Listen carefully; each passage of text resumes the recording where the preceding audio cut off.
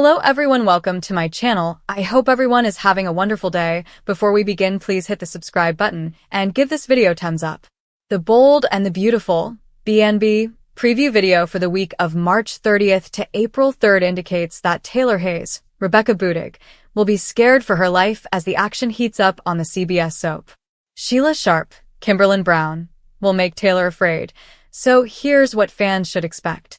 BNB's weekly commercial begins with Brooke Logan Forrester, Catherine Kelly Lang, arguing that Electra Forrester, Linnea Grace, is the woman RJ Forrester, Brian Nicoletti, deserves.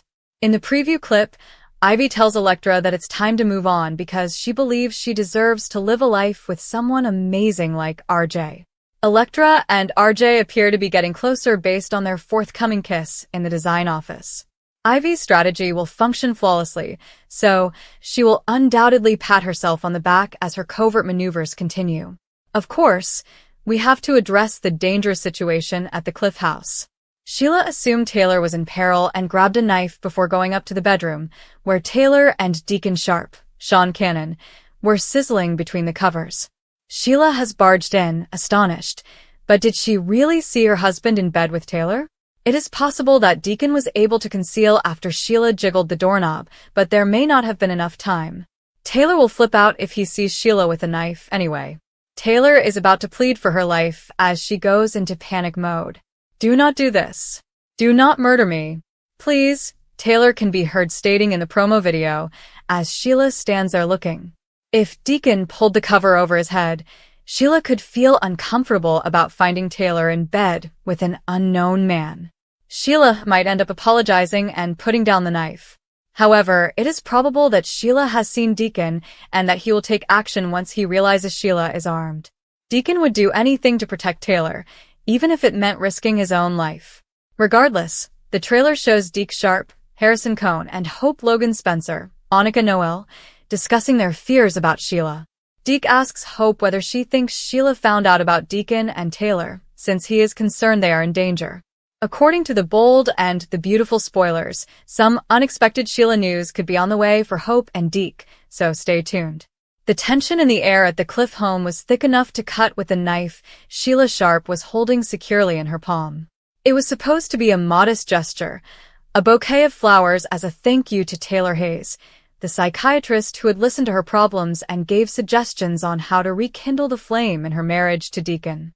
Sheila had let herself in through the back patio door, calling out softly at first, but became concerned when no one responded. The house appeared deserted and quiet, save for faint sounds coming from upstairs. Moaning. Sheila's perverted but protective instincts picked up on strangled sobs that sounded like someone in anguish. Her heart raced. Taylor had been nice to her lately, assisting with those awkward intimacy discussions. What if somebody had broken in? What if Taylor was hurt? Sheila ran into the kitchen, her gaze drawn to a shiny butcher knife on the counter. She grabbed it, her fingers curling around the handle with a familiarity that shot shivers through her veins.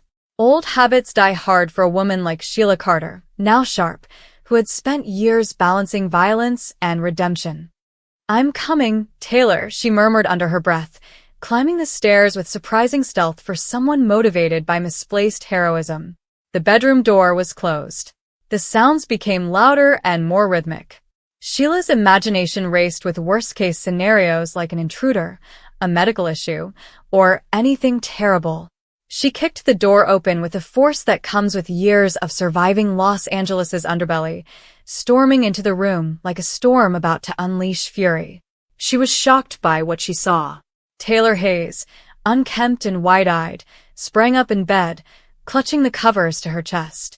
A man was beside her, or, more accurately, scrambling madly beneath the blankets or toward the edge of the mattress. Sheila's brain assessed the scene as dangerous in the brief second before complete realization occurred. But Taylor's voice sliced through the tumult, raw and pleading. "Don't do this. Don't kill me. Please." Taylor's words hung in the air, her voice trembling with real fear. Her gaze was fixed on the knife, the blade catching the light from the window overlooking the Pacific.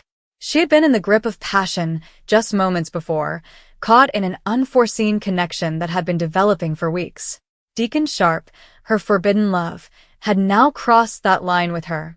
Their secret and electrifying affair was intended to remain private. But suddenly Sheila, his wife, stood in the doorway like a specter from Taylor's nightmares, knife in hand, her face a mask of perplexity that quickly turned darker. Deacon, his heart racing, had barely managed to scoot half under the bed or behind a piece of furniture in the frenzied seconds before the door flung open. He froze, hoping the shadows would hide him, his mind racing with 1,000 scenarios that could end in blood. Taylor was on her own at the time, her psychiatrist's training clashing with her natural survival instinct. She was well aware of Sheila's background, including the shootings, manipulations, and insane love that bordered on obsession. One false move, and the knife may find its target. Sheila blinked, lowering but not releasing the sword. Taylor? What's going on here? Her voice was a mix of alarm and suspicion, as the first rescue mission crumbled under the weight of what her eyes were trying to interpret. The moaning had not been in pain. It had been a delight. And the creature in Taylor's bed was, no, it cannot be. Not her Deacon. Not in Taylor's arms. Taylor breathed in short gasps. She adjusted cautiously, avoiding any view of Deacon while keeping her gaze fixed on Sheila. Sheila, put the knife down. Please. It's not what you think. I wasn't in trouble. You misunderstood. Her words spilled out, tinged with the urgency of someone facing down a loaded gun. Or, in this case, a very sharp blade carried by one of soap opera's most legendary villains. Taylor's thoughts turned to her daughter Steffi, the family she had worked so hard to establish after years of conflict with Ridge and Brooke. She couldn't die here, not in this manner, for a moment of weakness with a married man. The room felt smaller, and the ocean air from the open window did nothing to alleviate the oppressive atmosphere. Sheila stepped forward, her grip tightening again. Misunderstood? I heard you. I thought someone was hurting you. I came to help. But her gaze darted about the room, looking for evidence. The rumpled blankets, the discarded garments, and the undeniable sense of togetherness. A flash of recognition crossed her face, but she pushed it down. Denial was an effective strategy, especially for a lady who had worked her way back into society after being called a monster. Deacon, hidden but listening, felt his world crumble. He had tried to make his marriage to Sheila work, to give their blended family a shot, but his feelings for Taylor had grown too strong. She knew him in ways Sheila couldn't, a repentant bad boy and a complex doctor, both with wounds from previous loves and losses. Their relationship had begun innocently enough, with chats turning to chemistry and advice sessions morphing into stolen looks. It now threatened to blow up everything. Taylor kept imploring, her voice just steady enough to buy time. Sheila, listen to me. You're my friend. Or, at least, we've been trying to build something better. Don't let old instincts take over. Put the knife away and we can talk. No one needs to get hurt. Inside, her heart was beating. She knew Sheila was capable of anger. The mother had previously shot her own kid, pretended to be dead, and schemed her way through the Forrester Creations turmoil. A knife in an act of betrayal? It could prove fatal. Sheila's expression stiffened. Talk.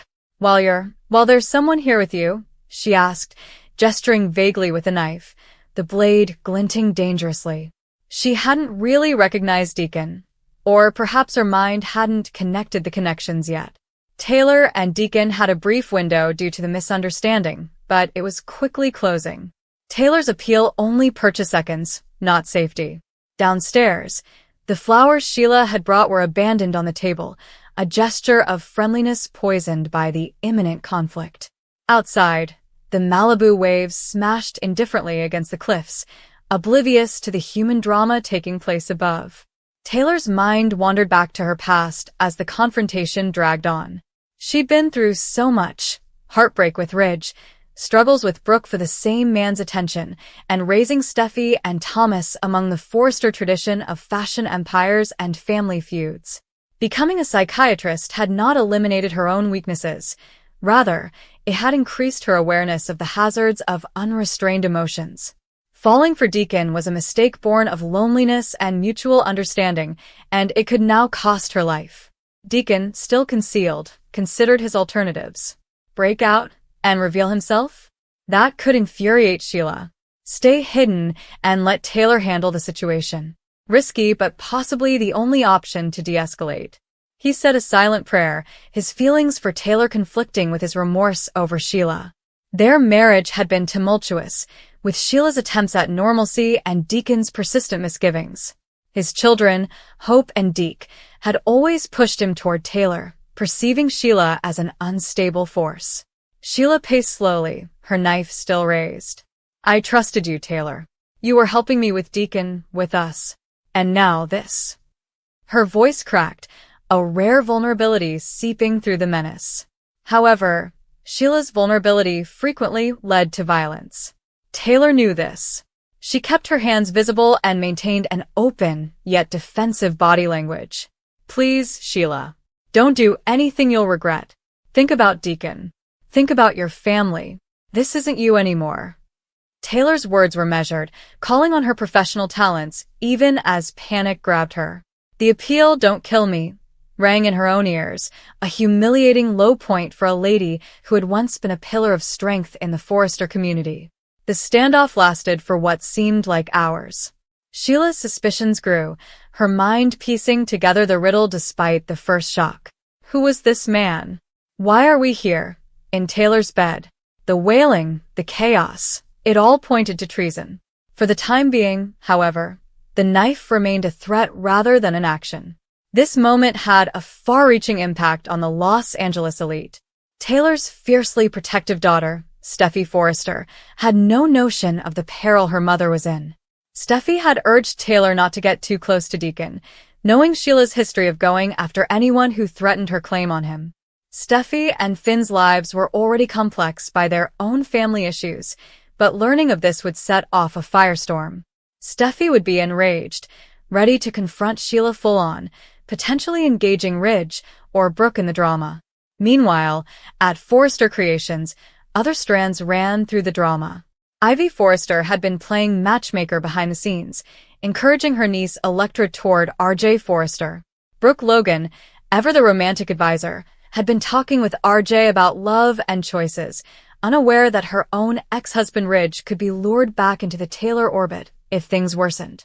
Brooke and Ridge had seen their fair share of surprises over the years, stolen kisses, hidden affairs, and dramatic revelations, but nothing compared to a knife-wielding Sheila interrupting a clandestine romance. Deacon's daughter, Hope Logan, worried quietly about her father's secrets. She and Deke had fostered Taylor's spark, viewing it as a chance to find happiness outside of Sheila's shadow. If the truth came out this week, Hope would be divided between her loyalty to her father and the consequences for everyone concerned. You think Sheila found out about Dad and Taylor, and they're in danger? Deke may ask her, his voice tinged with concern as the family bonds frayed. As the events of Monday progressed into the week, Sheila's initial misinterpretation gave way to rising concerns. She drew away slightly, dropping the knife but not leaving. Taylor and Deacon used the scramble to gather themselves, with Deacon emerging gingerly once the immediate threat had passed, explanations flowing out in half-truths. It was nothing, Sheila. A misunderstanding, they may say, but the air was filled with unsaid accusations. Tuesday made Steffi furious. When she learned what had happened at the Cliff House, she confronted her mother and demanded explanations. Mom, how could you? With him? And Sheila with a knife? This could have ended everything. Steffi's protectiveness had no bounds. Sheila's plots had cost her far too much in the past. Finn would attempt to negotiate, but the family schism threatened to worsen. Sheila, meanwhile, was simmering. Her suspicions grew as the pieces fell into place. Was that Deacon's watch on his nightstand? Was a familiar shirt flung aside? She began to piece together the evidence, her old habits emerging. The woman who had formerly terrified the Forresters wasn't completely changed. Revenge boiled beneath the surface, aimed not only at Taylor but also at the husband who had strayed. By midweek, Brooke had found herself in heart-to-heart chats with RJ, offering motherly advice on relationships. Love isn't always straightforward, honey, but choose someone who brings out the best in you.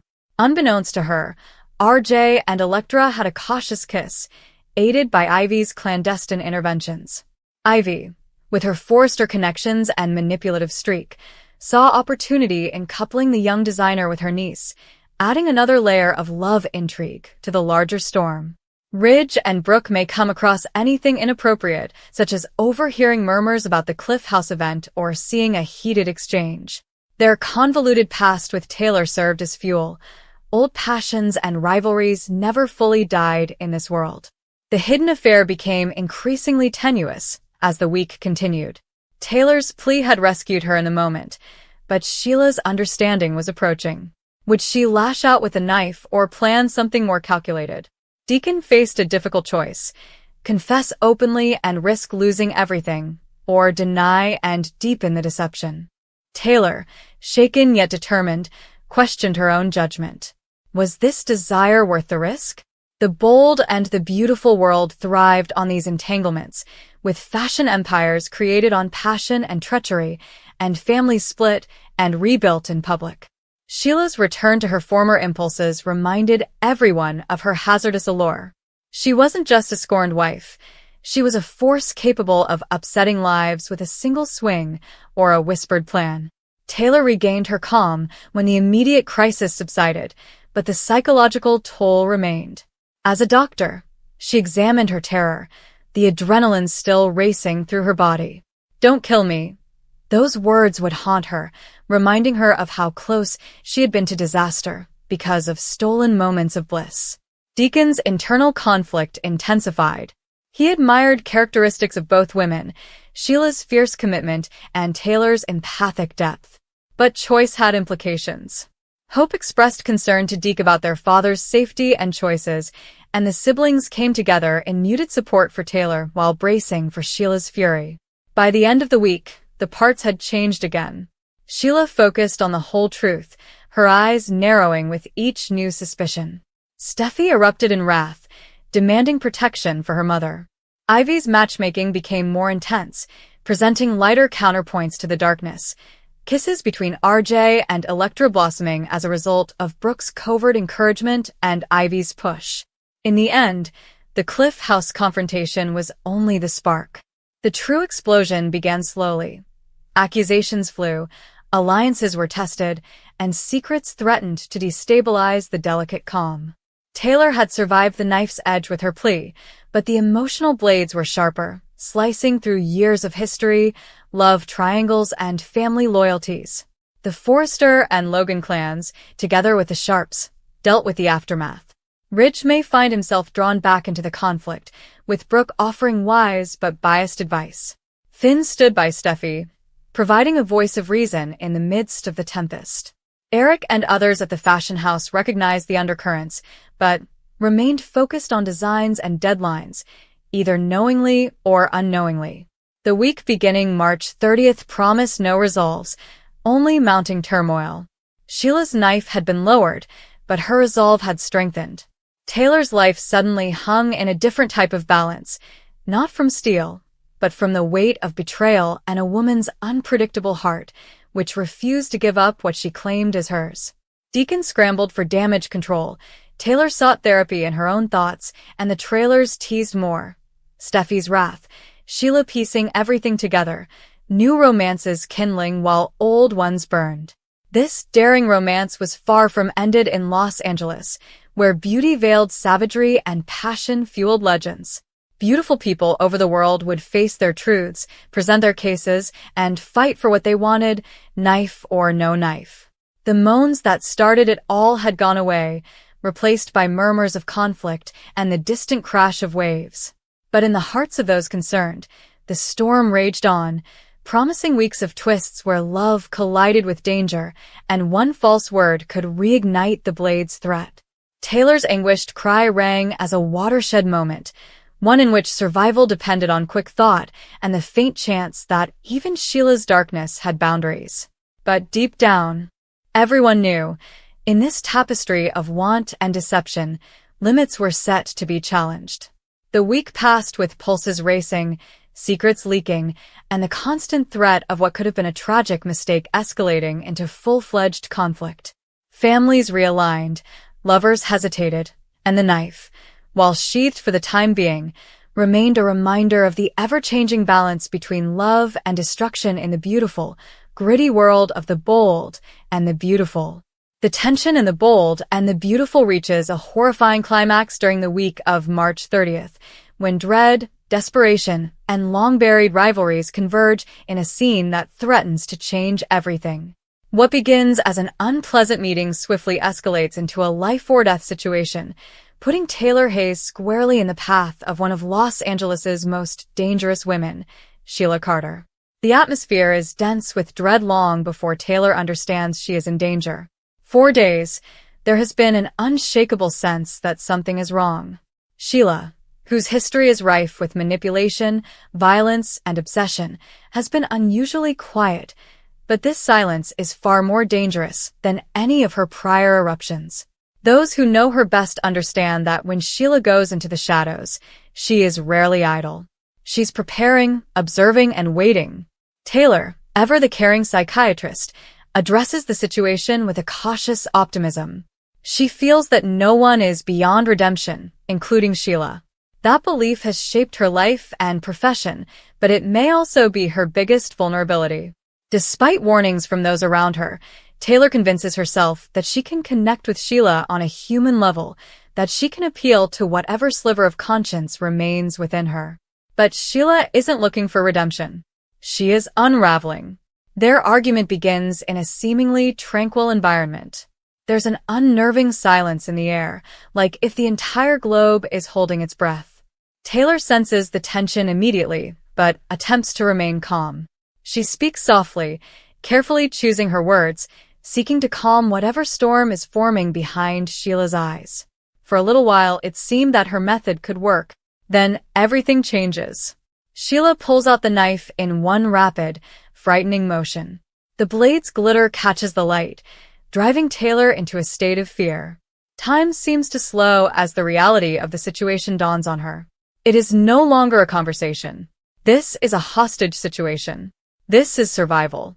Taylor's voice trembles as she reflexively raises her hands, her thoughts racing to find an exit. She begs with Sheila, her words tinged with fear and empathy. "Don't kill me," she begs, her voice breaking under the strain of the situation. It's a direct, genuine plea, one that removes any pretense and exposes the stark reality of her situation. Sheila, on the other hand, is resistant to persuasion. Her grip on the knife tightens as a flood of emotions rush over her: rage, pain, jealousy, and something even deeper. Taylor represents everything Sheila believes she has lost: love, family, and acceptance. The distinction between fact and hallucination blurs as she becomes fixated on the thought that Taylor is an impediment that must be overcome. "You think you understand me," Sheila shouts, her voice shaking with emotion. "You believe you can fix me, but you're mistaken. You are all wrong." Taylor tries to remain calm, using every ounce of her professional skills. She understands that fear alone will not save her. She needs to connect with Sheila emotionally in order to break through the wall of paranoia and hatred that surrounds her. She speaks quietly, reminding Sheila of times when she demonstrated humanity, cared about others, and wished to improve herself. For a brief moment, something flickers in Sheila's expression, but it does not last. Taylor's heart beats faster as the knife approaches her chest. Every second seems like an eternity. She realizes she cannot afford to make a single error. With one incorrect word or move, all might be over. Meanwhile, the fallout from this incident is beginning to manifest itself in other parts of Los Angeles. Those closest to Taylor are becoming increasingly anxious. There's a sensation that something is very wrong, but they can't specify what it is. The lack of communication, the tiny indications that something is wrong, it all starts to stack up. Back in the room, the psychological struggle heats up. Taylor adjusts her strategy, attempting to distract Sheila's attention. She accepts her pain and supports her emotions without justifying her behavior. It's a delicate balance that requires both precision and emotional intelligence. She informs Sheila that she is important, that her life is valuable, and that she does not have to continue down this path. But Sheila's mind is a war. "You don't understand it," she yells, her voice resonating with rage. "You never did." Tears fill up in Sheila's eyes, but they do not soften her resolve. If anything, they increase her unpredictability. The knife moves slightly, and for a brief time, it appears that she may lower it. Hope flickers in Taylor's chest. Then, just as abruptly, it is gone. As Sheila approaches, the tension builds to a breaking point. Taylor instinctively steps back, pressing her body against the wall. There's nowhere else to go. She is entirely at Sheila's mercy. Nevertheless, she refuses to quit up. "Please," Taylor repeats, her voice firmer now despite the horror pouring through her veins. "This is not who you need to be. You still have a choice." Those words linger in the air, laden with meaning. They hit home with Sheila. Her expression changes, revealing a whirlwind of contradictory emotions on her face. The knife trembles in her palm as she struggles with herself, torn between the want to lash out and a faint, almost imperceptible draw toward something greater. But Sheila's background is a formidable force.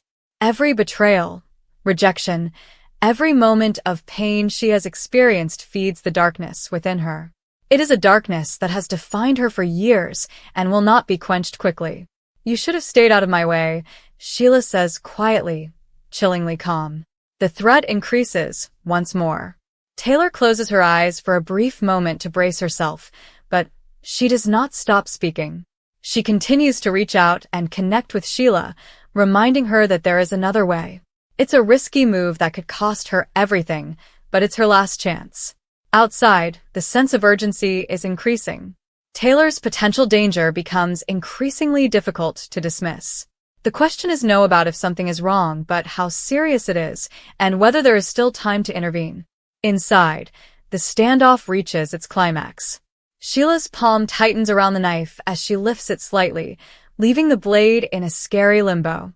Taylor's breath catches, and her entire universe narrows down to that one moment. This is it. A decision needs to be taken. Will Sheila succumb to her darkest inclinations, or will Taylor's words cut through at the last possible moment? The uncertainty is awful. The emotional depth of this confrontation, rather than the physical risk, is what makes it so captivating. This is not a straightforward villain versus victim scenario. It's a collision of two extremely complex people, one motivated by compassion, the other by a lifetime of unresolved trauma. Taylor personifies hope, healing, and the notion that individuals can change. Sheila depicts chaos, obsession, and the disastrous effects of a life overwhelmed by pain. Everything is on the line as they face each other. The outcome of this moment will not only determine Taylor's fate, but will also send shockwaves through everyone associated with them. Lives will be changed. Relationships will be tested. And the consequences will be felt long after the acute threat has passed. For the time being, however, all that counts is what occurs next. Taylor's cry rings through the silence. "Don't kill me." It's a simple line, but it holds the weight of everything: fear, hope, desperation, and the tenuous hope that even in the darkest circumstances, there may be a chance for redemption.